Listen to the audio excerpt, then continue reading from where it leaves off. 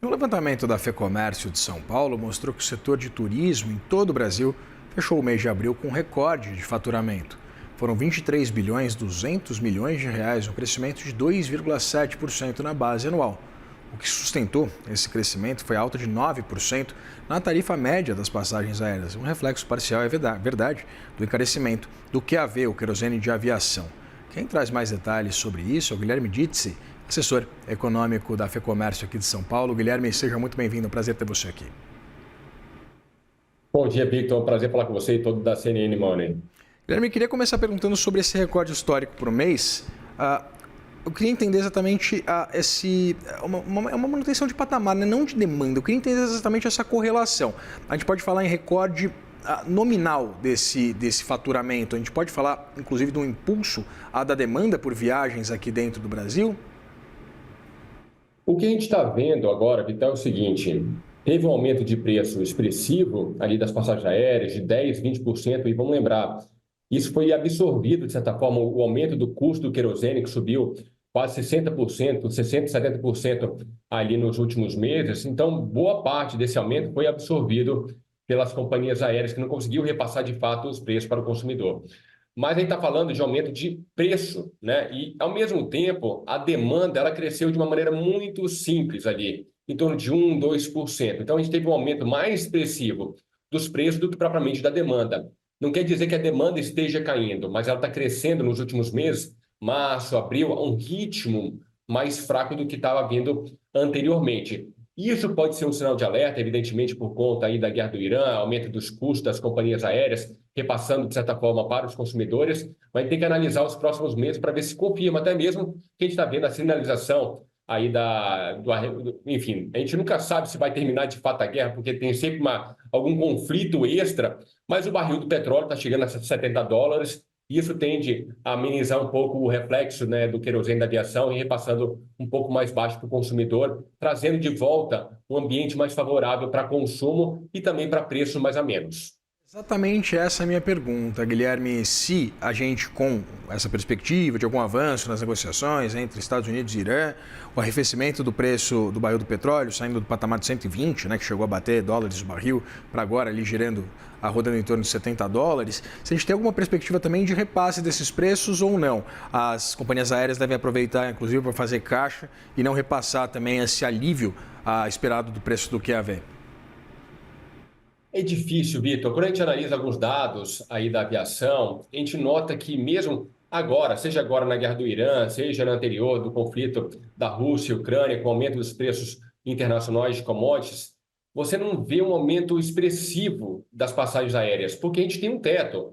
E aí, aqui no Brasil, não é somente o corporativo, né, que banca as passagens aéreas, é o setor de turismo como um todo. Nós temos o lazer, e o lazer tem uma restrição de consumo. Você não consegue aumentar de toda maneira, como acontece em outras economias, como a própria americana, de forma imediata. A gente tem um certo ciclo ali de aumento no preço do querosene que é um pouco mais defasado do que em outras economias.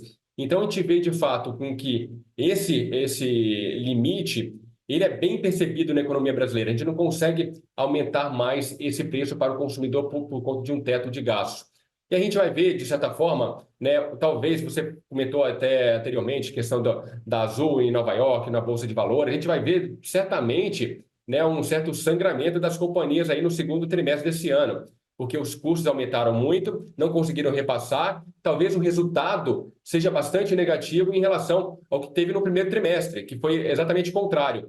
Preço lá em cima, custo mais embaixo, que trouxe um benefício no resultado, uma continuação, Victor, que nós vimos no ano passado aí das companhias aéreas. Então, as companhias aéreas devem amargar um resultado um pouco mais negativo nesse segundo trimestre, mas no terceiro trimestre a gente vê uma forma bastante saudável aí das companhias mantendo o preço. A gente fala sempre que o preço das passagens, ela não altera tanto na série histórica, ela está ali em torno de $100. Então, não muda muito o preço, a dinâmica de preço no Brasil por conta de várias limitações. Mas o que a gente vê no terceiro trimestre é que pode ter assim, um alívio tanto para consumidores como para companhias aéreas. Vai reduzindo gradativamente ali os preços para consumidores.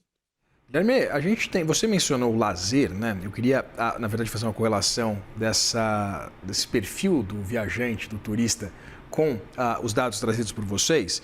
mostrando que a demanda doméstica aérea cresceu só 1,8%, a pior variação para um abril, se eu não estou enganado, por favor, me corrija, desde 2021. E eu queria entender exatamente quem é. 2021 a gente estava, evidentemente, ainda em plena pandemia de coronavírus, mas eu queria entender exatamente quem é esse turista. É o turismo de negócios, ele é o turismo de lazer, ele é um único viajante, são famílias. Eu queria entender exatamente esse perfil do viajante. Ele procura destinos domésticos, ele procura destinos no exterior, ele é gringo e está vindo para o Brasil. Enfim, eu queria entender um pouquinho desse perfil do consumidor. Vitor, acho que é um excelente ponto que você traz por conta do seguinte: quando a gente olha ali 120 milhões de pessoas que viajaram pelo país no ano passado, não quer dizer que são 120 milhões únicos, né? Muita gente fez ali a conexão aérea, então cada trecho conta como uma unidade. Por exemplo, se eu saio de São Paulo, vou para o Rio de Janeiro, depois vou para Salvador, eu conto como 2 na estatística. Então, a gente está falando ali, basicamente, entre 20 e 30 milhões de pessoas únicos que viajam no transporte aéreo por ano no Brasil. E o que a gente vê, de certa forma, é um aumento bastante tímido ali, que você comentou, né? Um aumento de 2% em relação ao mesmo período do ano passado, porque as companhias aéreas agora no mês de abril, por conta da guerra toda, eles limitaram um pouco a oferta. Eles tiraram um pouco essa oferta para ajustar a sua malha para ter mais eficiência, para não ter um risco ali maior no seu resultado financeiro, né? E o que a gente vê, e quem é esse consumidor, como você bem perguntou? A gente tem um volume muito maior do turismo de lazer, mas o volume financeiro do corporativo ele acaba superando o de lazer. E quem é esse turista que está no Brasil? Todas as classes de renda. E como é que funciona isso? A gente tem muito crédito. Por mais que a taxa de juros esteja ali em 15%, 14,5%, vamos colocar 15% ao ano, as famílias, segundo dados do Banco Central, estão obtendo cada vez mais crédito no sistema financeiro nacional, tanto no cartão de crédito, que é muito essencial que as pessoas que estão viajando vão comprando seu pacote de viagem, seja passagem aérea, seja hotel, seja o próprio pacote que já inclui ali o transporte terrestre, passeios, etc.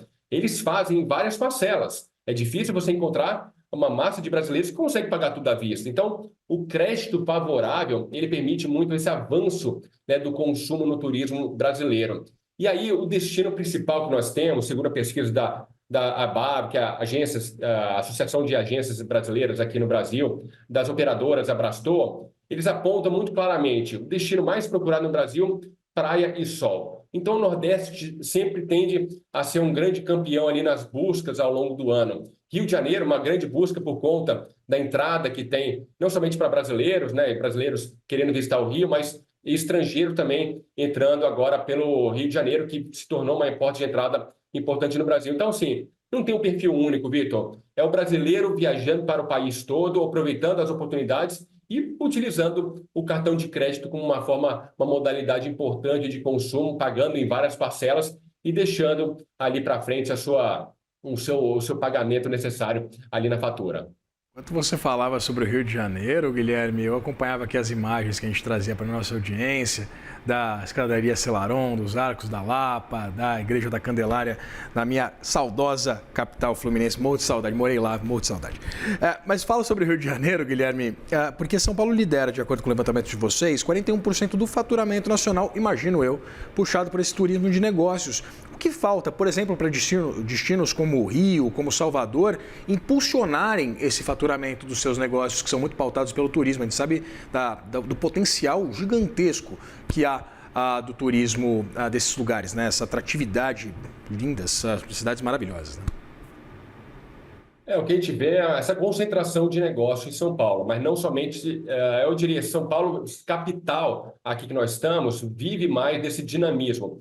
O interior tem crescido bastante nos investimentos de turismo de lazer, no agroturismo, no turismo de natureza como um todo, da gastronomia, de família. Então, tem crescido muito as ofertas aqui no estado de São Paulo, saindo um pouco do litoral, ampliando as oportunidades aí para aumento de faturamento, que a gente deve ver esse contínuo aí, quase 4 a cada 10 reais que são faturados no Brasil, são faturados aqui no estado de São Paulo. Mas o que a gente vê em outras regiões, Vitor, é uma certa dificuldade de conectividade, né, de infraestrutura. A gente precisa fazer com que esse consumidor chegue lá chegue lá não só consumidor, mas aquele colaborador da empresa, que nós vamos fazer, sei lá, um evento, uma convenção em Salvador, a gente precisa que esse deslocamento seja barato, seja fácil, que tenha uma estrutura boa, que tenha uma indústria hoteleira que consiga atender essa demanda. Então, a gente precisa ter todo um pensamento, e aí cabe muita gestão local, né? Gestão seja do Estado, seja gestão municipal, para pensar o turismo como uma forma, como um motor de crescimento. E o que a gente vê é o contrário no Brasil. O turismo sempre sendo uma forma de barganha política ali em cargos políticos, não sendo uma política prioritária dos governos. Então, a gente tem que pensar o turismo como um todo para agregar, né, serviços, seja um centro de convenção, estradas que possam chegar mais rápido, ferrovias que possam atender a população, o sistema de deslocamento viário. A gente sabe do deslocamento de São Paulo, como é um caos, né, Victor? Você que está aí certamente na Avenida Paulista, sabe como que é, em dia de chuva, você gastar para 5, 10 quilômetros, você gastar, às vezes, 1 hora para esse deslocamento. Então, a gente precisa pensar em toda uma infraestrutura local para atrair essas convenções, esses centros, porque poucos lugares no Brasil você consegue, em grandes empresas, por exemplo, fazer uma convenção. Então, a gente precisa pensar nesses incentivos aí para as empresas, exatamente para trazer mais oportunidades no Brasil, para sair um pouco do lazer, né? Eu vejo muito essas imagens aí como a escadaria no Rio de Janeiro. Sempre quando a pessoa pensa, né, Vitor, em turismo, está pensando em lazer, está pensando em praia. E o que a FEComércio tem trazido com seus dados turismo é business, é negócio, é money, como vocês estão aqui na CNN, né? É investimento das empresas, é convenção, é uso de táxi, é uso de aplicativo, é hotel, é transporte, é toda uma economia que gira em torno do turismo de negócio, que ela tem que ser pensada pelos gestores públicos de uma forma prioritária, que são as pessoas que trazem bastante dinheiro, não somente dinheiro para aquele momento, mas quando elas conhecem o local, como conhecem o Rio de Janeiro, como conhecem Salvador, certamente voltam com a família. Não, sem dúvida, né, Guilherme? A gente sabe, por exemplo, como viajar, fazer essa comparação é até cruel, mas é verdade. Viaja-se para a Europa, por exemplo, você tem uma facilidade logística significativa de viajar de trem, é muito mais barato muitas vezes do que o avião. Enfim, não há essa dependência do modal rodoviário apenas como tem no Brasil. É uma série de dificuldades, mas um dia a gente chega lá. Conversamos com o Guilherme Ditzi, assessor econômico da FEComércio aqui de São Paulo. Guilherme, muito obrigado pela disponibilidade de conversar com a gente. Até a próxima, Vitor. Até mais, abração.